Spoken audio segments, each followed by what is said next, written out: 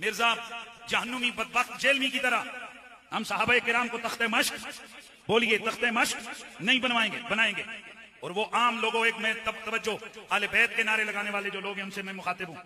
یہ جو جیلمی بدبخت ہے، یہ بنو امیہ کے مذمت میں باتیں کر کر کے اور یہ اہل بیت کی حمایت میں باتیں کر کر کے کئی دفعہ عام لوگوں کی توجہ حاصل کرتا ہے، بالخصوص جو جوان جوان سیدن. وہ چھوٹے چھوٹے اس کے کلپ وائرل ہوتے ہیں جس میں وہ بنو امیہ کو دھو رہا ہوتا ہے، یزیدیوں کو دھو رہا ہوتا ہے، تو یہ کہتے ہیں یہ جڑیاں غلط کی تھی. اس کی آپ تفصیلی بیانات سنیں تو آپ کانوں کو ہاتھ لگائیں گے. اس قدر بدبخت بدتمیز ہے جس کمینے نے یہاں تک کہا کہ اللہ کے سامنے تو نبیوں کی یہ حیثیت بھی نہیں کہ وہ اپنا پیشاب بھی روک سکیں. اس طرح کی کوئی چیز قرآن و سنت میں رپورٹ نہیں ہوئی. یہ اتنی بڑی لمبی سٹوری انہوں نے خود سے بنا لی ہے. اگر ان کے پاس کوئی دلیل ہے تو وہ پیش کرے قرآن و سنت کی روشنی میں.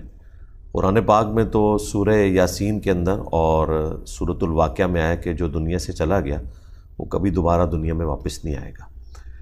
ایک ایکسیپشن عیسیٰ ابن مریم کی رپورٹ ہوئی کہ وہ اللہ کے اذن سے مردوں کو زندہ کرتے تھے، لیکن وہ بھی زندگی کوئی اس طرح کی رپورٹ نہیں ہوئی کہ وہ دنیا میں واپس آ کے جینا شروع کر دیتے تھے.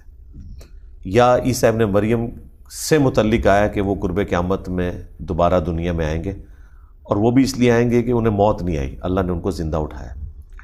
تو کسی شخص کا دنیا سے چلے جانا، اس کے بعد دنیا میں واپس آنا قیامت سے پہلے ممکن نہیں ہے.